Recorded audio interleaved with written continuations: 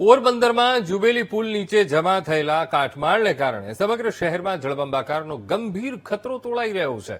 તો શહેર અને ઘેડ વિસ્તારનું વરસાદી પાણી જે ખાડી મારફતે દરિયામાં ઠલવાય છે તે મુખ્ય માર્ગ પર વર્ષોથી જમા થયેલા કચરા કારણે પાણીની જાવક અત્યંત ધીમી પડી ગઈ છે.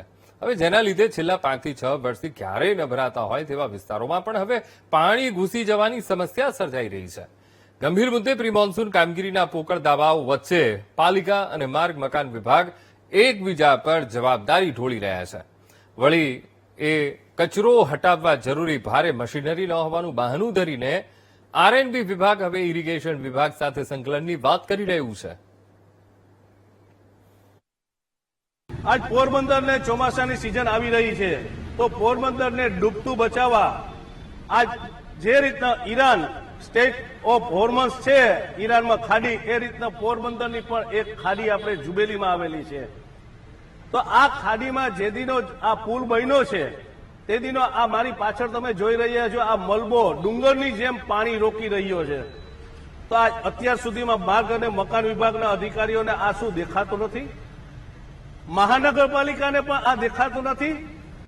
આ જે પુલ બનાવેલો છે, જયારે પુલ બનાવેલો હોય ને એનો મલબો જે છે ને એ બનાવેલો ત્યારનો તેમનો ત્યાં ને ત્યાં છે, એ અહીંયાથી ઉપાડવામાં નથી આવેલો. એના લીધે જે ઉપરથી પાણીનું દબાણ વધે છે, ચોમાસા દરમિયાન ઉપરથી પાણી છોડવામાં આવે છે ને તે પાણી આવે છે એ પાણી દરિયાની અંદર જાવક ઓછી થઈ જાય, એના હિસાબે આજુબાજુના વિસ્તારની અંદર પાણી ફરી વળે છે અને એ વિસ્તારની અંદર ઘરની અંદર તમામ ફળિયામાં ગલીમાં રોડ ઉપર પાણી ભરાઈ જાય છે અને આ હિસાબે પાણી દરિયામાં જાતું નથી.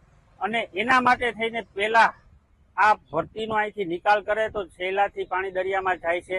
આમ તમે જોવો તો આ જંગલ છે, જ્યાં જોવો તો પાણીનો વિસ્તાર આખો બધો બંધ થઈ ગયો છે જાવકનો. જુબેલી બ્રિજ નીચે જે મલબો પડ્યો છે એ હટાવવા માટે જેસીબીથી પ્રયત્ન કર્યા છે છેલ્લા 2 દિવસમાં, પણ નીચે છે ને પાણી છે અને થોડું જેસીબી ફૂટી જાય છે, જેસીબીથી પોસિબલ બનતું નથી.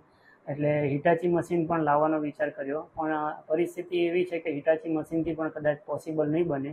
એટલે લાંબા બૂમવાળું મશીન રાખી અને ઉપરથી જે મલબો કાઢવો પડે એવું છે. એટલે અમે ઇરિગેશન વિભાગ મિકેનિકલ ડિવિઝનને પત્ર લખ્યો છે. એમણે 1-2 દિવસમાં મશીન આપવાને કીધું છે. મશીન આવ્યાથી અમે મલબો કાઢીને દૂર કરીશું, જેથી પાણીનું વહેણ ઓબસ્ટ્રક્ટ ના થાય અને પાણીનો ફ્લો સારો રહે.